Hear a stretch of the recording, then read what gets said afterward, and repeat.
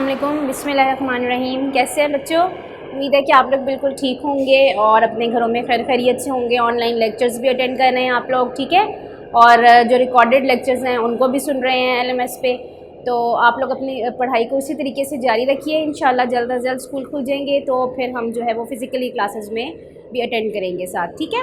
تو آج جو ہمارا اردو اسلامیات کا جو 4تھ لیکچر ہے کلاس 4 کے لیے، اس کا نام ہے حقوق اللہ، ٹھیک ہے۔ اللہ تعالیٰ کے حقوق کے بارے میں ہم نے آج اسلامیات کے اس چیپٹر نمبر 4 میں پڑھنا ہے، اور یہ لیکچر نمبر 4 ہے آپ کا کہ حقوق اللہ سے کیا مراد ہے۔ حقوق اللہ سے مراد یہی ہے کہ اللہ کچھ ایسے حقوق ہیں جو ہم پر اللہ تعالیٰ کے لیے فرض ہیں، ٹھیک ہے، یعنی کہ ہمارا فرض ہے کہ ہم اللہ کے ان حقوق کو پورا کریں، جس طرح ہم اس کی عبادت کریں، ٹھیک ہے، ہم اس کی تعریف کریں، ہم اس کی دی ہوئی نعمتوں کا شکر ادا کریں۔ تو یہ سب جو ہے نا، یہ اللہ تعالیٰ کے حقوق میں شامل ہے۔ ایک ہوتا ہے حقوق اور ایک ہوتا ہے فرائض، ٹھیک ہے۔ فرائض وہ ہوتا ہے کہ ہمارا فرض کیا ہے، اور حق وہ ہوتا ہے کہ ہمارا حق کیا ہے، یعنی کہ ہمارا رائٹ کیا ہے، ہمیں کیا چیز ملنی چاہیے، ٹھیک ہے۔ اسی طریقے سے اللہ تعالیٰ کے بھی تو حقوق ہے نا، جس طرح بندوں کے حقوق ہیں ان کو ہم حقوق العباد کہتے ہیں کہ انسانوں کے حقوق پورا کرنا جو ہے، اس طرح اللہ تعالیٰ کے بھی حقوق ہیں جو کہ ہم پہ فرض ہے کہ ہم اس کو پورا کریں، ٹھیک ہے۔ تو اب ہم آج جو ہے ہم اس چیپٹر کی ڈیٹیل سے ریڈنگ کریں گے حقوق اللہ کی۔ ہم اس کے شارٹ کوسچن آنسر جو مختصر سوالات ہوتے ہیں وہ کریں گے، پھر ہم اس کے تفصیلی سوالات کریں گے اور اس کا بک ورک کریں گے تاکہ آپ کو اس کا سارا کانسیپٹ جو ہے وہ کلیئر ہو جائے، ٹھیک ہے۔ تو چلیں ہم اس کی ریڈنگ کی طرف چلتے ہیں۔ جی، تو یہ ہمارا چیپٹر ہے حقوق اللہ، ٹھیک ہے۔ اس کا پیج نمبر ہے 23۔ آپ سب اپنا پیج نمبر جو ہے یہ کھولیں 23، تو ہم ریڈنگ اس کی سٹارٹ کرتے ہیں۔ حقوق اللہ کا مطلب ہے اللہ تعالیٰ کے حقوق۔ حقوق اللہ سے مراد وہ باتیں یا کام ہیں جن کو اللہ تعالیٰ کی خاطر کرنا ہر انسان پر واجب ہے، ٹھیک ہے۔ یعنی کہ ابھی جیسے میں نے آپ کو ایکسپلین کیا تھا کہ حقوق اللہ سے مراد کون سی باتیں ہیں۔ حقوق اللہ سے مراد وہ باتیں ہیں جو اللہ تعالیٰ کی خاطر ہم انسانوں پر واجب ہیں، یعنی کہ ہم پر فرض ہیں کہ ہم اللہ کی خاطر جو ہے یہ باتیں کریں، یعنی کہ یہ حقوق جو ہیں اس کے پورے کریں۔ ہر انسان پر یہ لازم ہے کہ وہ اللہ تعالیٰ کو ایک مانے۔ اب اللہ کے حقوق میں کیا چیزیں ہیں؟ ایک تو سب سے پہلے یہ ہے کہ اللہ تعالیٰ کو واحد مانے، یعنی کہ ایک مانے، اور اس کے ساتھ کسی کو شریک نہ کرے۔ اللہ تعالیٰ انسان کا خالق، مالک اور رازق ہے، ٹھیک ہے۔ خالق کہتے ہیں یعنی کہ اس کو خلق کرنے والا ہے، مالک کہتے ہیں اس کو پالنے والا ہے، رازق کہتے ہیں اس کو رزق دینے والا ہے۔ اس نے انسان کو بہترین شکل و صورت پر پیدا کیا اور سننے، دیکھنے اور سمجھنے کی صلاحیت عطا کی، ٹھیک ہے۔ اب دیکھیں ہم دنیا میں ایک بچہ آتا ہے تو اللہ تعالیٰ کس طریقے سے جو ہے وہ ایک اس کو سننے کی صلاحیت بھی دیتا ہے کہ وہ اپنے کانوں سے سنتا ہے، دیکھنے کی صلاحیت دیتا ہے کہ وہ اپنی آنکھیں استعمال کرتا ہے اور دیکھتا ہے، اور سمجھنے کی صلاحیت دیتا ہے کہ وہ کس طرح اپنے دماغ کا استعمال کرتا ہے اور چیزوں کو سمجھتا ہے۔ سورج، چاند، ستارے سب انسان کے فائدے کے لیے ہی پیدا کیے ہیں۔ اللہ تعالیٰ نے جو بھی چیز بنائی ہے اس دنیا میں وہ اس کو انسان کے فائدے کے لیے ہی بنایا ہے، ٹھیک ہے۔ یہاں پہ ایک فرمان الہی ہے، سائڈ پہ دیکھیں کہ وہی تو ہے جس نے سب چیزیں جو زمین میں ہیں تمہارے لیے پیدا کی۔ سورہ بقرہ کی یہ آیت ہے کہ ان کے آپ کو قرآن پاک میں کہا گیا ہے کہ وہی تو ہے، یعنی کہ وہی ذات ہے کہ جس نے ہم انسانوں کے لیے جو ہے نا یہ سب چیزیں جو ہیں پیدا کی ہیں۔ پھر قرآن پاک میں ارشاد ہے کہ وما خلقت الجن والانس الا لیعبدون، ٹھیک ہے۔ ترجمہ کیا ہے؟ اور میں نے جنوں اور انسانوں کو اس لیے پیدا کیا کہ وہ میری عبادت کریں۔ مطلب خود اللہ تعالیٰ نے قرآن پاک میں یہ بات جو ہے یہ کہہ دی ہے کہ میں نے انسانوں کو اور جنوں کو کیوں پیدا کیا ہے؟ اس لیے پیدا کیا ہے تاکہ وہ میری عبادت کریں، میری بندگی کریں۔ اللہ تعالیٰ کے احسانات کا تقاضا ہے کہ انسان زمین پر اس کا بندہ بن کر رہے۔ اب جو ان سے بھی احسانات اللہ تعالیٰ نے ہم پر کیے ہیں، ہمیں ہر طرح کی نعمتوں سے نوازا ہے، ہمیں اس دنیا میں لائے پیدا کیا، ہمیں ہر چیز کی صلاحیت دی، سوچنے کی، سمجھنے کی، دیکھنے کی، ٹھیک ہے۔ تو ان سب کا تقاضا کیا ہے کہ ہم اب جب آ گئے ہیں دنیا میں تو اب ہم اس کا بندہ بن کر رہیں جس نے ہمیں بھیجا ہے۔ بندہ ہونے کی حیثیت سے انسان پر اللہ تعالیٰ کے بہت سے حقوق واجب ہیں، یعنی کہ یہ واجب ہیں مطلب فرض ہیں، یعنی کہ ہم پہ یہ لازمی ہے کہ ہم ان حقوق کو پورا کریں۔ نمبر 1 ان میں بندگی کا تقاضا ہے۔ سب سے پہلا تقاضا کس چیز کا ہے؟ بندگی کا، یعنی عبادت کا۔ اللہ تعالیٰ کی عبادت کرنا جو ہے نا یہ سب سے پہلا ہمارا فرض ہے اور اس کا حق ہے اس کی ذات کا کہ ہم اس کی بندگی کی جائے، اس کی عبادت کی جائے، کہ انسان ان حقوق کو ادا کرے تاکہ اللہ تعالیٰ اس سے خوش ہو جائے۔ اللہ تعالیٰ کے حقوق میں سب سے پہلا حق یہ ہے کہ اللہ تعالیٰ پر ایمان لایا جائے اور اسے ایک مانا جائے، ٹھیک ہے۔ اب جو ویسے اگر دیکھا جائے تو بندگی اور عبادت جو ہے وہ تو ایک حق ہے اللہ کا اور ہم پر فرض ہے، لیکن جو سب سے پہلا حق ہے نا وہ کیا ہے کہ اس کو ایک مانا جائے اور اس پر ایمان لایا جائے، یعنی کہ توحید پر۔ توحید کا مطلب کیا ہوتا ہے کہ اللہ تعالیٰ کو ایک ماننا، اس کے ساتھ کسی کو شریک نہ ٹھہرانا، ٹھیک ہے۔ اور دوسرا حق یہ ہے کہ اللہ تعالیٰ کی عبادت کی جائے، اس کے سوا کسی کی عبادت نہ کی جائے۔ نماز، روزہ، زکوٰۃ اور حج سب عبادات میں شامل ہے۔ اب وہ عبادت آپ کیسے کر سکتے ہیں کہ آپ دن میں 5 وقت نماز کا ہوتا ہے، آپ 5 وقت جو ہے وہ نماز ادا کریں، قرآن پاک کی تلاوت کریں، وہ اس کی خاطر آپ روزہ رکھیں، زکوٰۃ دیں، حج ادا کریں، یہ سب چیزیں جو ہے نا یہ عبادات میں جو ہے نا آپ کے شامل ہوتی ہیں، ٹھیک ہے۔ نیکسٹ پیج پہ آتے ہیں۔ اللہ تعالیٰ کا یہ بھی حق ہے کہ بندہ اپنے رب کا ہمیشہ شکر ادا کرے۔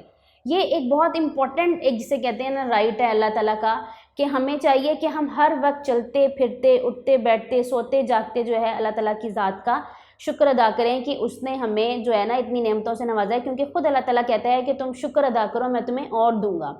جو نعمتیں اللہ تعالیٰ نے اسے عطا کی ہیں دل سے ان کا اعتراف کرے، مطلب جو نعمتیں آپ کے پاس ہیں، اکثر لوگ ہوتا ہے نا، آپ نے دیکھا ہے بہت ناشکرے ہوتے ہیں، ان کے پاس سب کچھ ہوتا ہے پھر بھی وہ جو ہے نا وہ شکر نہیں ادا کر رہے ہوتے، بس وہ یہی کہہ رہے ہوتے ہیں ہمیں یہ بھی مل جائے، ہاں کاش ہمیں یہ بھی مل جائے۔ ایسا نہیں ہونا، ٹھیک ہے۔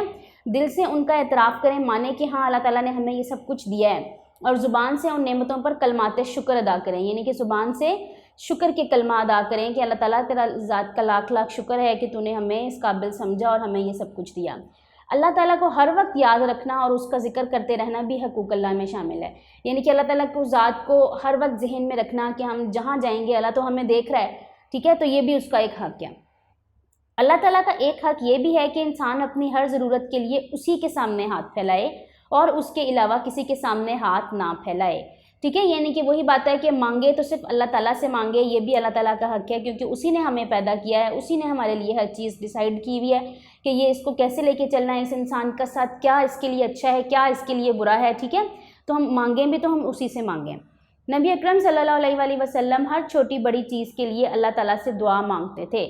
آپ صلی اللہ علیہ وآلہ وسلم خاتم النبیین کا معمول تھا کہ ہر مصیبت اور تکلیف پر صبر فرماتے، ٹھیک ہے۔ سب سے پہلے تو یہ ہے کہ آپ صلی اللہ علیہ وآلہ وسلم پر اگر کوئی مصیبت آتی تو سب سے پہلے تو آپ اس پر صبر کرتے کہ اللہ کی طرف سے ہے تو میں اس پر صبر کروں، اور اللہ تعالیٰ کے حضور اسے دور کرنے کے لیے فریاد کرتے، اور پھر اس کے بعد کیا کرتے کہ اللہ سے دعا کرتے کہ اللہ تعالیٰ میری اس مشکل کو آسان کر دے یا میری اس مصیبت کو دور فرما دے، کیونکہ اللہ تعالیٰ کے سوا کوئی بندے کی مشکلات کو دور کرنے والا نہیں ہے، ٹھیک ہے۔ لاسٹ میں ہے کہ نفع اور نقصان کا مالک اللہ تعالیٰ ہی ہے۔ نفع اور نقصان کا مطلب فائدے کا اور نقصان کا۔ نفع کس کو کہتے ہیں؟ فائدے کو، اور نقصان یعنی کہ کسی بھی چیز کا لاس ہو جانا جو نقصان ہونا کہلاتا ہے۔ تو اور زندگی اور موت بھی اسی کے ہاتھ میں ہے، غم اور خوشی بھی اسی کی طرف سے ہے۔ آپ کو جو زندگی ملتی ہے وہ اللہ کی طرف سے ہے، جو موت آتی ہے وہ اللہ کی طرف سے آتی ہے، جو غم ملتا ہے وہ اس کی طرف سے ملتا ہے، جو خوشی حاصل ہوتی ہے اس کا بھی مالک وہی ہے، ٹھیک ہے۔ تو اس لیے ہمیں بھی یہی چاہیے کہ اللہ تعالیٰ کے سوا کسی کو نفع نقصان کا مالک نہ سمجھیں۔ ہم انسانوں کو نہ سمجھیں کہ اس کی وجہ سے جو ہے نا میرا نقصان ہو گیا ہے، یا اس کی وجہ سے جو ہے نا وہ جو بھی ہے نا ایٹ دی اینڈ اللہ کا ہی ہے۔ اللہ تعالیٰ نے ہی ہمارے لیے جو ہے نا وہ چیز سوچی ہوئی تھی تو اس نے کیا ہے۔ بظاہراً کچھ چیزیں ایسی بھی آپ کو لگیں گی جو آپ کے لیے اچھی نہیں ہیں، آپ کو لگے گا کہ یہ میرے ساتھ کیا ہو گیا، اللہ تعالیٰ نے ایسے کیوں کیا، لیکن اللہ تعالیٰ کو بہتر پتہ ہے کہ کبھی نہ کبھی وہی چیز جو ہوگی وہ آپ کے لیے اچھی ہوگی، ٹھیک ہے۔ اس کے سوا کسی سے نہ ڈریں، اپنی تمام امیدیں اسی سے وابستہ رکھیں اور اسی پر بھروسہ کریں، ٹھیک ہے۔ یہ آپ کا چیپٹر تھا جو یہاں پہ اینڈ ہوا۔ اس میں ایک نیچے ایک فرمان مصطفیٰ بھی ہے کہ اللہ تعالیٰ سے محبت کرو اس لیے کہ وہ تمہیں اپنی نعمتیں کھلا رہا ہے، ٹھیک ہے۔ اللہ تعالیٰ سے محبت کریں کیونکہ اس نے ہمیں اپنی نعمتیں جو ہیں وہ دی ہوئی ہیں۔ اس کے بعد ہم اس کی بک ورک کی طرف آتے ہیں جو اس کی مشق ہے کہ درست بیان پر ٹک کا نشان لگائیں۔ اللہ تعالیٰ نے بہترین شکل و صورت پر پیدا کیا، کس کو؟ انسان کو، حیوان کو، چرند کو، پرند کو، تو اس کا آپشن کیا آ جائے گا؟ انسان کو۔ سیکنڈ ہے اللہ تعالیٰ نے انسانوں اور جنوں کو پیدا کیا سیاحت کے لیے، یعنی کہ سیر کرنے کے لیے، عبادت کے لیے، کھانے کے لیے یا کھیلنے کے لیے، تو اس کا آنسر کیا آئے گا؟ عبادت کے لیے۔ تھرڈ ہے دنیا کی ہر چیز پیدا کی گئی حیوانوں کے لیے، پرندوں کے لیے، فرشتوں کے لیے، انسانوں کے لیے، تو اس کا آنسر کیا ہے؟ انسانوں کے لیے۔ حقوق اللہ میں شامل ہے ذکر کرنا، باتیں کرنا، سونا، کھیلنا، تو ذکر کرنا یعنی کہ اللہ کی ذات کا ذکر کرنا۔ اس کے بعد ہے خالی جگہ پر کریں، مناسب الفاظ آپ نے یوز کرنے ہیں اس میں اور خالی جگہ جو ہے وہ فل کرنی ہے۔ हर इंसान पर लाजिम है कि वो अल्लाह ताला को डैश माने, एक माने। ठीक है, इसमें क्या आ जाएगा, एक माने। अल्लाह ताला ने सूरज, चाँद और सितारे सब डैश के फ़ायदे के लिए बनाए हैं। किसके फ़ायदे के लिए बनाए हैं, इंसान के फ़ायदे के लिए बनाए हैं। उसके बाद नेक्स्ट क्या है, जो नेमतें अल्लाह ताला ने इंसान को अता की हैं, इंसान को चाहिए कि डैश से उनका एतराफ़ करे, दिल से उनका एतराफ़ करे, उनको माने कि अल्लाह मियाँ ने मुझे ये सब चीज़ें दी हुई हैं।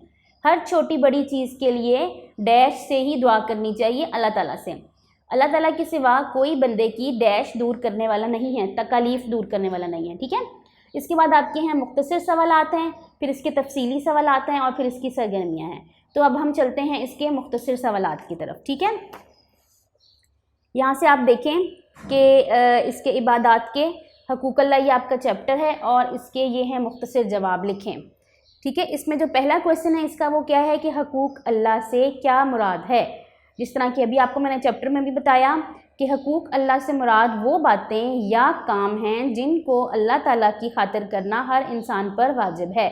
मतलब अल्लाह ताला की खातिर करना जो है ना वो हम सब के ऊपर वाजिब है, हमारा फ़र्ज़ है कि हम अल्लाह का ये हकूक़ जो है, ये हक़ जो है ये पूरा करें। क्वेश्चन नंबर 2 है, अहम इबादात कौन कौन सी हैं। तो अभी मैंने आपको बताया रीडिंग के दौरान कि अहम इबादात में नमाज, रोज़ा, ज़कात और हज शामिल हैं। क्वेश्चन नंबर 3 है, नबी अकरम सल्लल्लाहु अलैहि वसल्लम का मुसीबत और तकलीफ़ के वक्त क्या मामूल था, यानी कि वो क्या करते थे।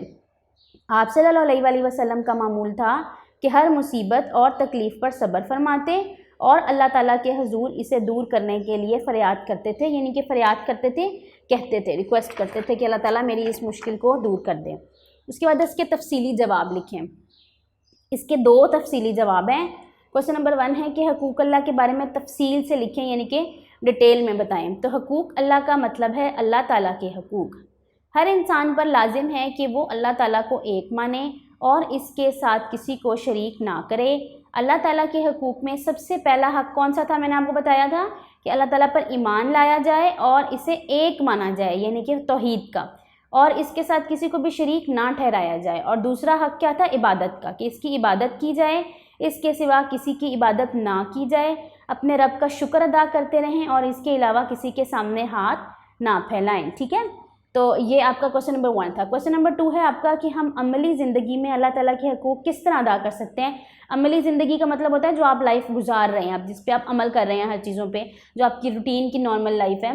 तो हमें चाहिए, हम इसका आंसर लिखेंगे, हमें चाहिए कि अल्लाह ताला के सिवा किसी को नफ़ा और नुकसान का मालिक ना समझें, कि हम अपनी जो लाइफ में, अपनी डेली ज़िंदगी में हम किसी को अल्लाह ताला के सिवा जो है ना अपने नुकसान का और फ़ायदे का मालिक ना समझें, उसके सिवा किसी से ना डरें, अपनी तमाम उम्मीदें इसी से वाबस्ता रखें और इसी पर भरोसा करें। ठीक है, अपनी तमाम उम्मीदें जो हैं वो इसी से वाबस्ता रखें और इसी पर भरोसा करें। ये आपके जो थे इसके लॉन्ग क्वेश्चन आंसर्स थे जो हमने किए, तो अब इसके शॉर्ट किए, इसका बुक वर्क किया। ठीक है, तो उम्मीद है कि आपको इसकी समझ आई होगी। बेटा आज हमने जो चैप्टर पढ़ा था इस्लामियात का वो था हकूक़ अल्लाह, अल्लाह ताला के हकूक़। इसमें आपको मैंने सारा एक्सप्लेन किया कि अल्लाह ताला के हकूक़ से क्या मुराद है, अल्लाह ताला के हकूक़ कौन कौन से हैं। ठीक है, यानी कि इंसान अल्लाह ताला की खातिर इंसान को कुछ काम जो है वो करने पड़ते हैं, कुछ वो फ़र्ज़ होते हैं उन पे, तो वो अल्लाह ताला के हकूक़ हैं। और सबसे पहला उसमें क्या था कि अल्लाह ताला पर ईमान लाया जाए, उसको एक माना जाए, और दूसरा क्या था, उसकी इबादत की जाए। इबादत में आपको बताया गया कि नमाज, रोज़ा, हज, ज़कात सब ये जो है ये इबादत में शामिल है। ठीक है, और ये इन सब चीज़ों पे, और जो अमली ज़िंदगी में आप किस तरह अल्लाह ताला के हकूक़ का ख्याल रख सकते हैं, उनको पूरा कर सकते हैं, उसमें आपने पढ़ा कि अपने नफ़ा और नुकसान का मालिक सिर्फ़ अल्लाह को समझें, दुआ करें तो सिर्फ़ अल्लाह से मांगें। ठीक है, ये सारे जो है ना ये उनके हकूक़ हैं। तो हमने इसके सबसे पहले रीडिंग की, फिर इसका बुक वर्क किया, इसके मुख्तसर सवालात किए और तफसीली सवालात किए। उम्मीद है कि आप लोगों को ये चैप्टर अच्छे तरीके से समझ में आ गया होगा। इसको गौर से सुनिएगा और याद कीजिएगा। तो इंशाल्लाह नेक्स्ट लेक्चर में मुलाकात होती है। अपना ख्याल रखिएगा। अल्लाह हाफ़िज़, टेक केयर।